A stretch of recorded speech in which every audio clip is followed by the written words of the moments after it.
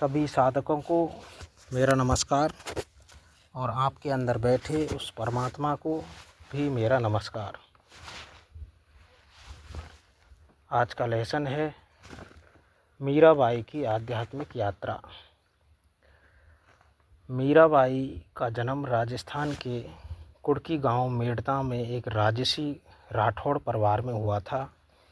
उनके बोध की नींव उनके बचपन में ही पड़ गई थी, जो एक साधारण घटना से शुरू हुई।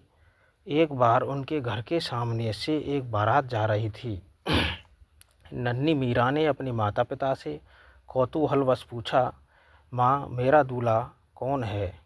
माता ने सहज भाव से घर में रखी भगवान श्री कृष्ण की मूर्ति की ओर इशारा करते हुए कह दिया, यही तुम्हारे दूल्हा हैं। यह छोटी सी घटना मीरा के अवचेतन मन में बैठ गई। अवचेतन मन के अंदर जो भी कोई चीज़ बैठ जाती है वो हकीकत होने लग जाती है। तो मीराबाई ने किसी भी भक्ति से भगवान को प्राप्त नहीं किया, उन्होंने केवल प्रेम से भगवान को प्राप्त किया। उनके लिए कृष्ण केवल एक मूर्ति नहीं बल्कि एक जीवंत सत्य बन गए। बचपन का यह खेल धीरे धीरे एक गंभीर आध्यात्मिक खोज में बदल गया। मीरा का बोध अन्य संतों की तरह केवल ज्ञान मार्ग से नहीं बल्कि अनन्य प्रेम के मार्ग से अंकुरित हुआ। मीरा का विवाह चित्तौड़ के राणा सांगा के पुत्र भोजराज के साथ हुआ। यह उनके जीवन का सबसे कठिन समय था। एक ओर राजसी मर्यादाएं, पर्दा प्रथा और युद्ध प्रिय माहौल था, तो दूसरी ओर मीरा का कृष्ण के प्रति पागलपन जैसा प्रेम। मीरा ने कभी भी स्वयं को उस राज्य की बहू के रूप में स्वीकार नहीं किया। वे स्वयं को सदैव कृष्ण की दासी मानती रहीं। बोध प्राप्ति की दिशा में उनका पहला बड़ा कदम था लोक लाज का त्याग। उस समय एक राजसी परिवार की बहू और संतों के साथ घूमे, बाबाजियों के साथ घूमे, तो उस जमाने में मर्यादाएं कितनी गहरी थीं। तो लोक लाज का त्याग मीरा ने किया। उन्होंने मंदिर में जाकर साधु संतों के बीच नाचना और गाना शुरू कर दिया। एक राजघराने की स्त्री के लिए उस समय यह क्रांतिकारी कदम था। यहीं से उनके अहंकार का विसर्जन शुरू हुआ। जब तक व्यक्ति समाज की नज़रों में अपनी छवि बचाने की कोशिश करता है, उसे बोध नहीं हो सकता। मीरा ने अपनी छवि को कृष्ण के चरणों में धूल कर दिया। मीरा के जो गुरु थे वो थे रविदास जी। मीरा की भक्ति प्रारंभिक अवस्था में केवल भावुकता थी, लेकिन उसे बोध यानी तत्व ज्ञान में बदलने का कार्य उनके गुरु संत रविदास, जो रैदास के नाम से जाने जाते हैं। मीराबाई ने जातिगत बंधनों को तोड़कर एक नीची जाति के, जिनको हम जाटव कहते हैं, चमार कहते हैं, उन सारे बंधनों को तोड़कर एक नीची जाति के संत को अपना गुरु बनाया। गुरु रविदास ने मीरा को सिखाया, कृष्ण केवल द्वारका या मथुरा में नहीं बल्कि वे घटघटवासी हैं। मीरा के अपने शब्दों में मीरा ने बताया, गुरु मिल्या रविदास जी दीन ही ज्ञान की गुटकी, कि रविदास जी ने वो गुटकी दी है। गुरु के संपर्क में आने के बाद मीरा को यह बोध हुआ कि शरीर के भीतर ही ब्रह्मांड है। उनकी भक्ति अब मूर्ति पूजा के आगे बढ़कर अजपा जाप और सूरती शब्द योग की ओर मुड़ गई। यही उन्हें समझ आया कि आत्मा ही विरहड़ी राधा है और परमात्मा ही परम कृष्ण है। यानी सूरती शब्द योग राधा स्वामी के अंदर चलता है। आत्मा राधा है और परमात्मा परम श्री कृष्ण है। मीराबाई ने पहले क्या है, मूर्ति पूजा करती थी। उसके बाद पहले वो केवल मूर्ति में ही भगवान को देखती थी, लेकिन जब उन्हें गुरु मिला तो अब उनको समझ में आ गया पूरा ब्रह्मांड ईश्वरीय है। शरीर के अंदर पूरा ब्रह्मांड है और ब्रह्मांड के अंदर हम बैठे हैं, यानी सब कुछ ईश्वर ही है। यानी मीरा के बोध की सबसे बड़ी परीक्षा तब हुई जब उनके देवर विक्रमादित्य ने उन्हें मारने के लिए विष का प्याला भेजा। मीरा ने यह जानते हुए भी इसमें जहर है, फिर भी इसको चरणामृत समझकर पी लिया, क्योंकि वो उस देह से ऊपर उठ चुकी थी, उसकी चेतना ऊपर उठ चुकी थी। और जब चेतना ऊपर उठ जाती है तो ये जो पदार्थ हैं ये स्थूल शरीर तक ही सीमित हैं, फिर इन पर उनका इस स्थूल शरीर पर उनका कोई भी प्रभाव नहीं पड़ता है। ग्रंथों लोक कथाओं के अनुसार यह विष मीरा के शरीर पर कोई प्रभाव नहीं डाल सका। यह घटना वैज्ञानिक दृष्टि से परे और मीरा की स्थित प्रज्ञ अवस्था को दर्शाती है।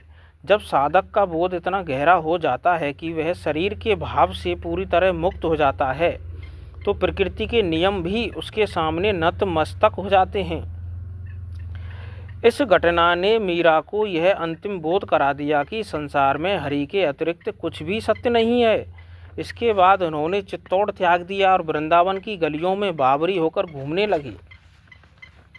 वृंदावन में कुछ समय रहने के बाद मीरा द्वारका चली गईं और वहाँ से कृष्ण के मंदिर में रात दिन कीर्तन करने लगी। और जबकि उस समय राजघराने की बहू ऐसे घूम नहीं सकती, वो एक पर्दा प्रथा के अंदर रहती थी, मर्यादा में रहती थी, लेकिन मीरा ने सारे बंधनों को तोड़ दिया।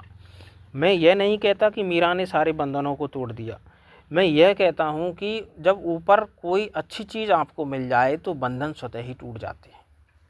मीरा ने नहीं तोड़ा। मीरा को भगवान का वो रस मिलने लग गया तो बंधन स्वतः ही टूट गए।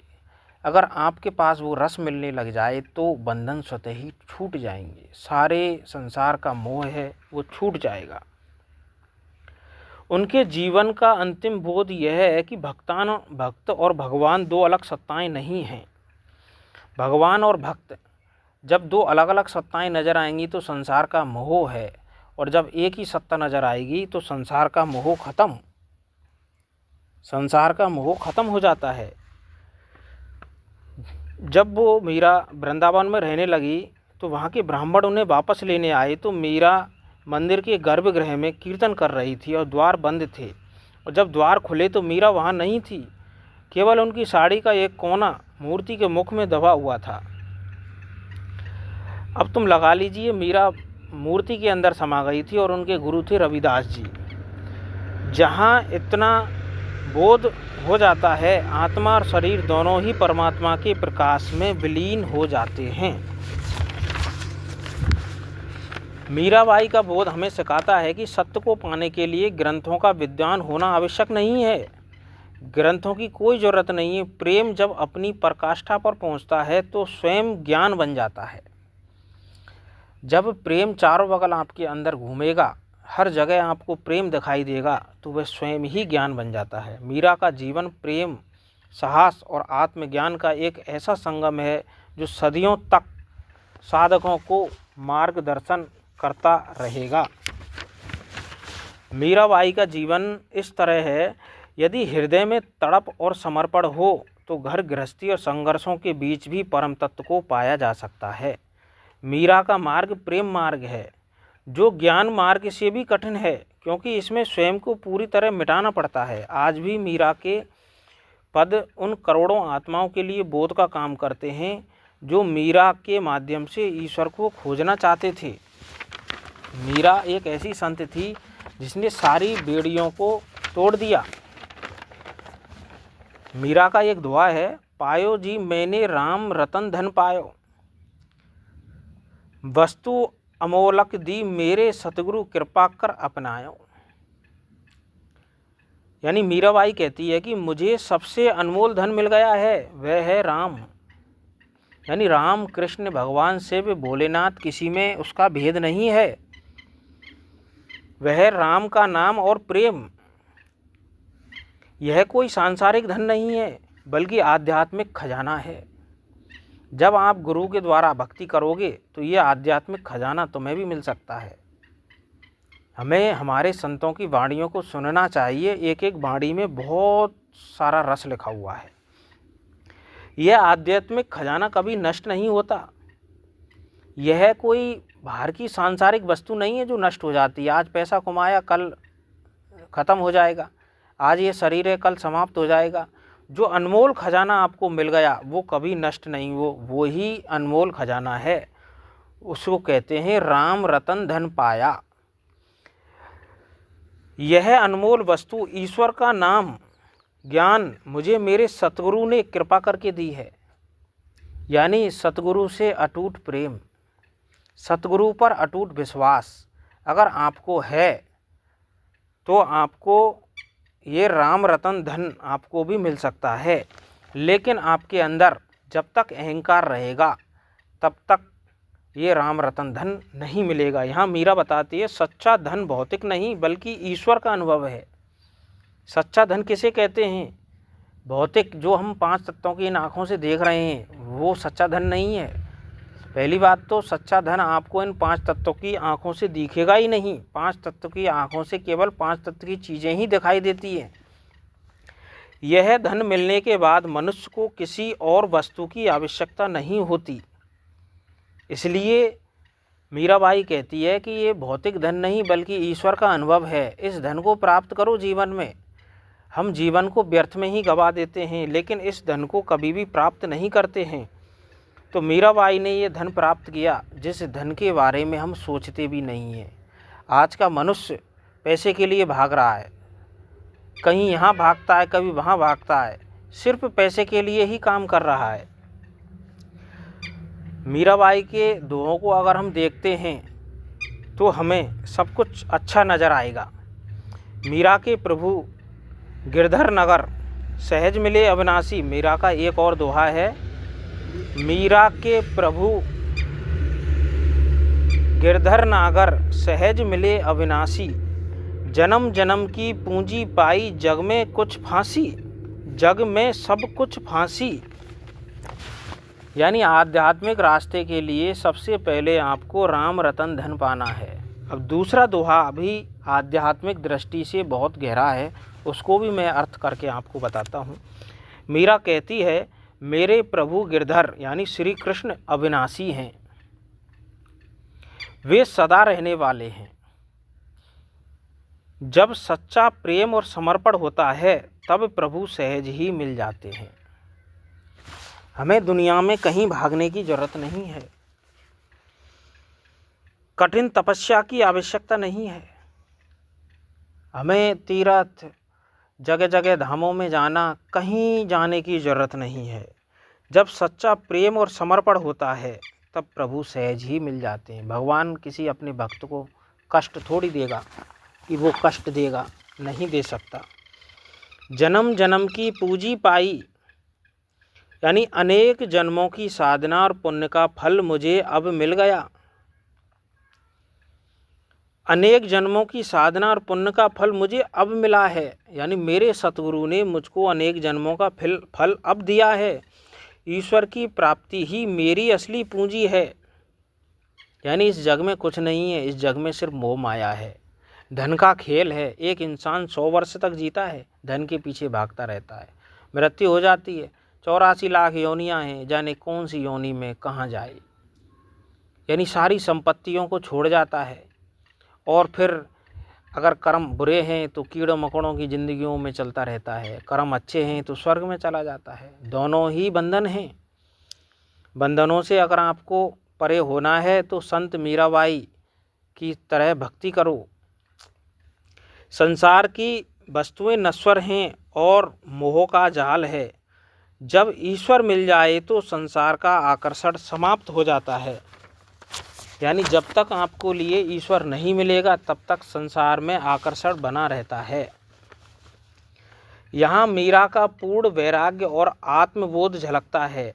उनका संदेश है कि सच्ची संपत्ति ईश्वर है, बाकी सब अस्थाई। स्थायी जो चीज़ है वो सिर्फ ईश्वर की संपत्ति है, यानी सब नाशवान है।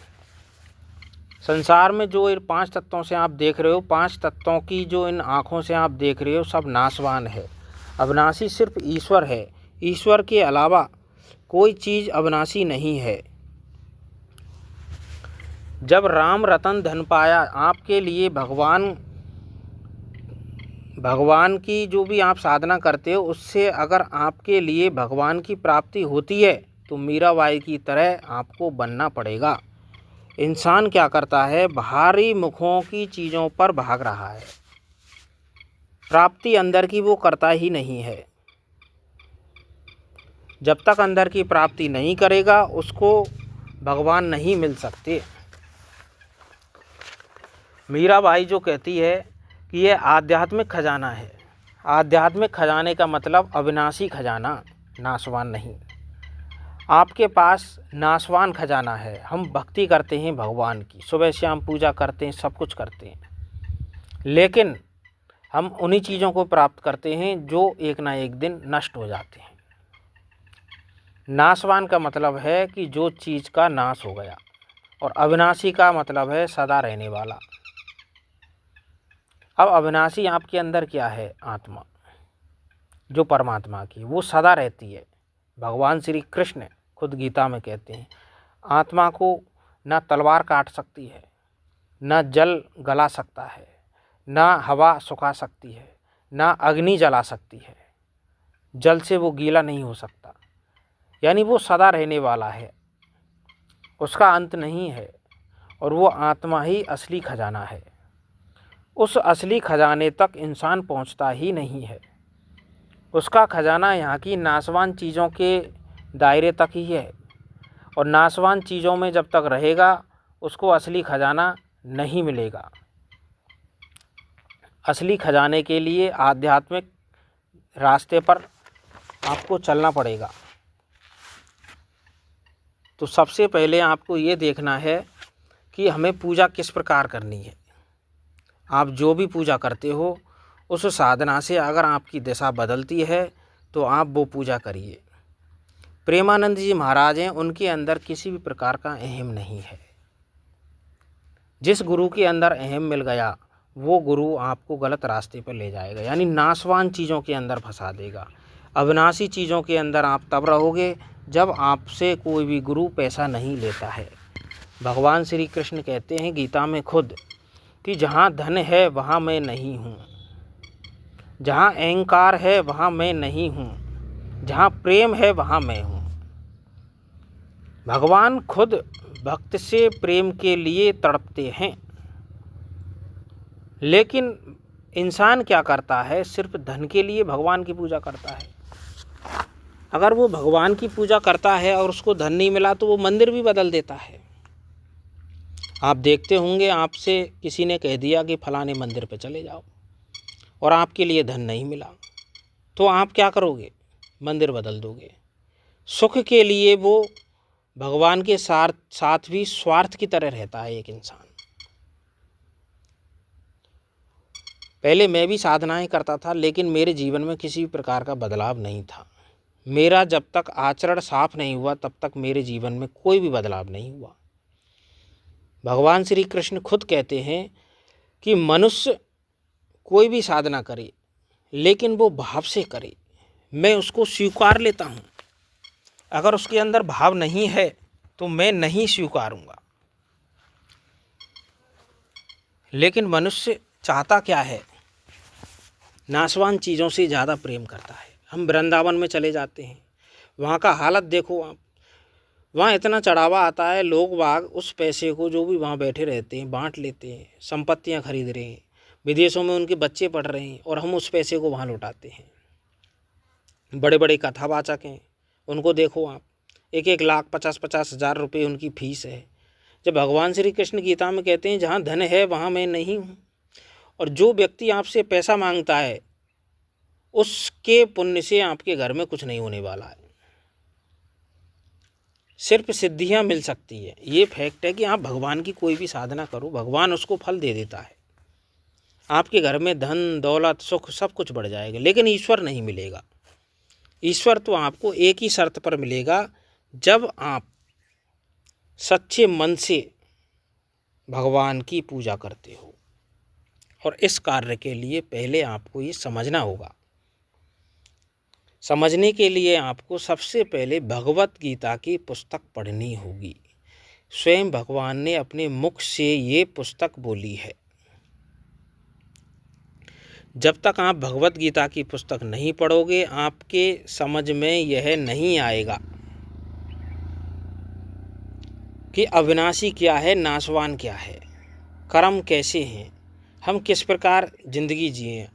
अगर मान लीजिए हमारे द्वारा किसी के साथ गलत हो जाए तो हम ये सोचते हैं कि हमें पाप लगेगा, हमें पुण्य लगेगा। क्या लगेगा? अगर हमारे खेत में कोई जानवर घुस जाए और हमारे खेतों का नुकसान करे तो हमें क्या लगेगा? हम इन चीज़ों में भ्रमित रहते हैं। और डर ऐसा रहता है, जब तक डर रहेगा भक्ति का तब तक भगवान नहीं मिलते। भगवान कोई डर से थोड़ी मिलेंगे, भगवान कोई व्यापारी थोड़ी हैं जो डराकर तुमसे पैसा लेंगे। भगवान तो सच्चे मन के हैं। आप डराकर किसी से पैसा लेते हो तो वहाँ भगवान थोड़ी है। भगवान तो प्रेम में है, समर्पण में है। आप तन मन धन से पूजा करो, आपके लिए भगवान मिलेंगे। और जब तक आप तन मन धन से पूजा नहीं करोगे आपको भगवान नहीं मिल सकते। जीवन का सबसे बड़ी चीज़ है मन के ऊपर कार्य करना। मन को पहचानो आप। आपका शरीर अलग है और मन अलग है। आप जब तक मन को नहीं देखोगे अलग भाव से तब तक आप पहचान नहीं पाओगे। आप ऊपर से पूजा कर रहे हो और भीतर से आपके मन में बुरे विचार चल रहे हैं, तो बताइए भगवान आपको किस प्रकार सहायता करेगा? नहीं कर सकता। भगवान सिर्फ एक ही शर्त पर सहायता कर सकता है, जब आप सच्चे मन से और समर्पण भाव से ईश्वर के प्रति लगाव रखते हो। किसी भी मंदिर में चले जाओ, आप पूजा पाठ करो, कोई दिक्कत नहीं है। किसी भी संत के पास चले जाओ, जो रास्ता वो बताते हैं वो सही है, लेकिन आपकी पूजा गलत नहीं है। लेकिन वहाँ पर दिखावे वाली पूजा गलत है। माला आप फेर रहे हो, अंदर आपके मन में पैसे के प्रति लालच है, किसी पराई स्त्री के प्रति लालच है। इन लालचों के में इंसान फंसा हुआ है, तो भगवान की पूजा का कोई मतलब नहीं है। भगवान की पूजा का फल जब निकलेगा जब आप मन की सफाई करोगे।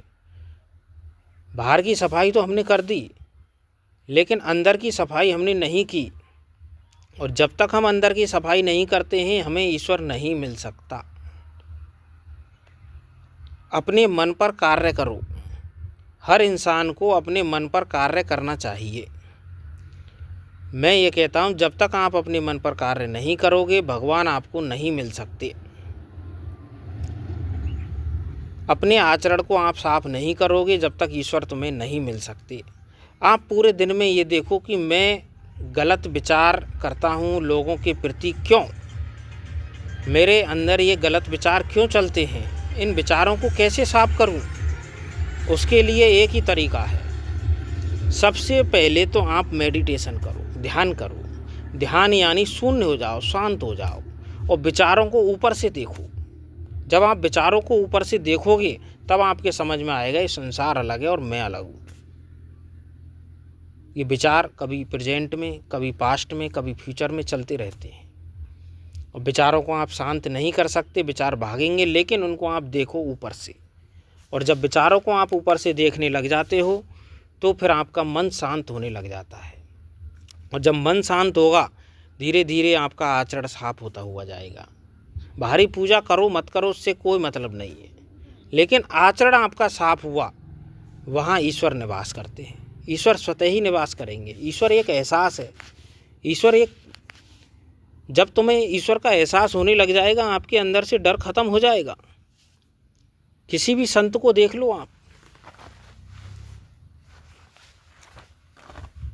आप ध्यान करो, मेडिटेशन करो, आपके लिए ईश्वर जरूर मिलेंगे। आचरण को साफ करो, मन को साफ करो। प्रतिदिन आप पूजा पाठ करो, लेकिन अंदर से मन को साफ करो, अपने आचरण को साफ करो। और जब तक आप अपने आचरण को साफ नहीं करोगे तुम्हें ईश्वर नहीं मिल सकता। ईश्वर के लिए आपको पहले भगवत गीता की पुस्तक पढ़नी होगी और उसके बाद आपको ध्यान करना होगा और संतों के प्रति आपको लगाव बना के रखना है। इसी भाव के साथ आप सभी साधकों को और आपके अंदर बैठे उस परमात्मा को मेरा नमस्कार।